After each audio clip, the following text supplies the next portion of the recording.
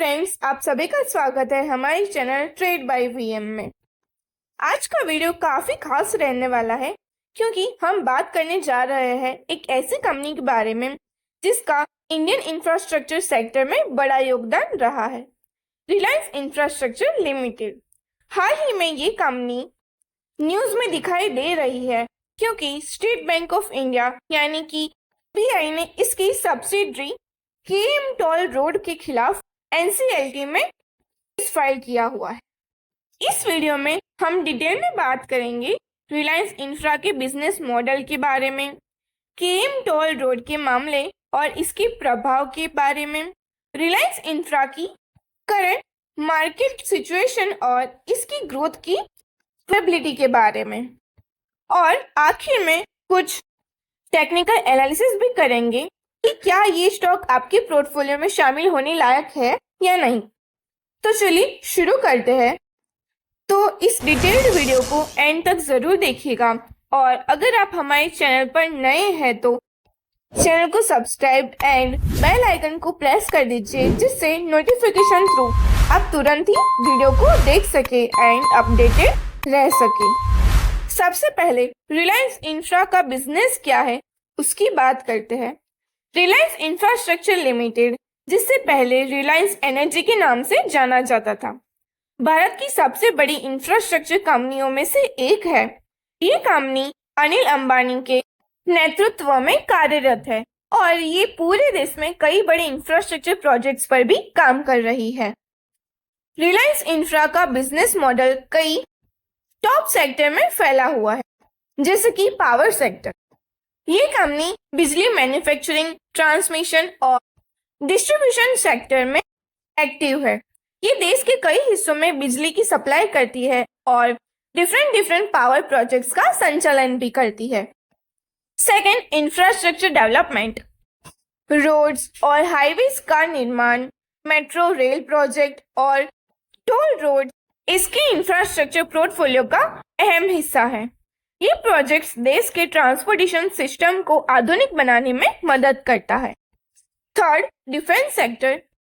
Company ने हाल के वर्षों में ही डिफेंस सेक्टर में एंट्री ली हुई है, जहां ये एयरक्राफ्ट, शिप और डिफरेंट डिफेंस इक्विपमेंट के निर्माण में भूमिका निभा रही है। रिलायंस इंफ्रा के पास देश भर में कई टोल रोड्स और पावर प्लांट्स का बड़ा नेटवर्क है जो इसे एक मजबूत पोजीशन में रखता है। तो अब बात करते हैं रिलायंस इंफ्रा के शेयर की करंट सिचुएशन पर, खास तौर से एसबीआई द्वारा एनसीएलटी के केस में। एसबीआई ने रिलायंस इंफ्रा की सब्सिडरी केएम टोल रोड के खिलाफ नेशनल कंपनी लॉ ट्रिब्यूनल यानी कि एनसीएलटी के मुंबई बेंच में केस फाइल किया हुआ है। एसबीआई का दावा है कि केएम टोल रोड पर रुपीस 233.44 करोड़ का कर्ज बताया है, जिसमें ब्याज भी शामिल है। ये case insolvency and bankruptcy code 2016 के तहत फाइल की गई है, जो एक गंभीर फाइनेंशियल मुद्दे का संकेत देती है। ये केस के जवाब में केएम टोल रोड ने कहा है कि वो अपने कानूनी अधिकारों की रक्षा के लिए सही से कदम उठाएगी और इस मामले में कानूनी सलाह लेगी। ये मामला रिलायंस इंफ्रा के इन्वेस्टर्स के लिए चिंता का विषय है क्योंकि इससे कंपनी की फाइनेंशियल स्थिति पर असर पड़ सकता है।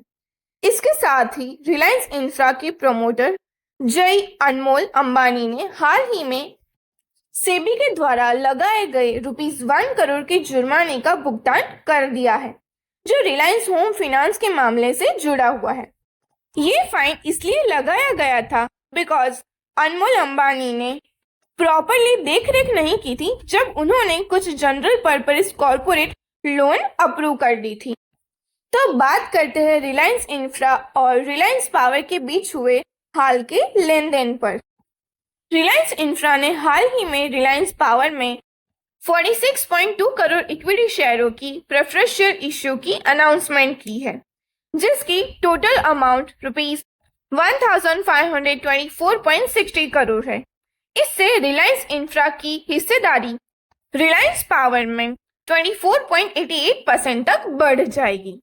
इस लेन देन से रिलायंस पावर और रिलायंस इंफ्रा के इन्वेस्टरों में एक पॉजिटिव माहौल बन सकता है, बिकॉज इससे दोनों कंपनियों की फाइनेंशियल सिचुएशन में ग्रोथ देखने को मिल सकता है। इसके अलावा रिलायंस पावर ने ये भी अनाउंस किया है कि उसे उसकी सब्सिडरी विदर्भा इंडस्ट्रीज पावर के रुपीस 3,872.04 करोड़ के कर्ज से मुक्त कर दिया गया है। इससे रिलायंस पावर की फाइनेंशियल स्थिति में सुधार हुआ है और कंपनी ने दावा किया है कि उसका बैंक एंड फाइनेंशियल इंस्टीट्यूशन से अब कोई कर्ज बाकी नहीं है। अब बात करते हैं रिलायंस इंफ्रा के शेयर की टेक्निकल एनालिसिस पर। टेक्निकल एनालिसिस में हमें मार्केट के ट्रेंड्स और इन्वेस्टर्स के मूड को समझने में मदद करता है। First, moving average. Reliance infra के शेयर ने हाल ही में 50 डे और 200 डे मूविंग एवरेज के बीच में कुछ उतार चढ़ाव देखा है। जब स्टॉक मूविंग एवरेज के नीचे ट्रेड कर रहा है तो इसका मतलब ये होता है कि स्टॉक में गिरावट का दबाव हो सकता है, और अगर ये मूविंग एवरेज को क्रॉस करता है तो इन्वेस्टर्स के लिए एक पॉजिटिव संकेत हो सकता है। सेकेंड, आरएसआई यानी कि रिलेटिव स्ट्रेंथ इंडेक्स। ये एक फाइनेंशियल इंडिकेटर है जो ये बताता है कि स्टॉक ओवरबॉट या ओवरसोल्ड है। इस समय रिलायंस इंफ्रा का आरएसआई 30 के करीब है, जो इसे ओवरसोल्ड जोन में रखता है।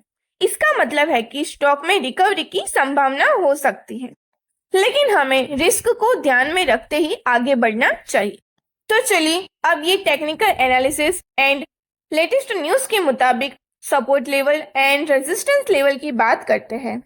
करंट मार्केट सिचुएशन को देखते हुए रिलायंस इंफ्रा के शेयर का टॉप सपोर्ट रुपीस 150 से 160 के बीच है और रेजिस्टेंस रुपीस 200 के करीब देखा जा सकता है।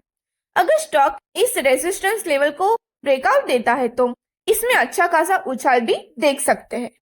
Disclaimer, this is not investment recommendation. Do your proper research to before investing any of these things.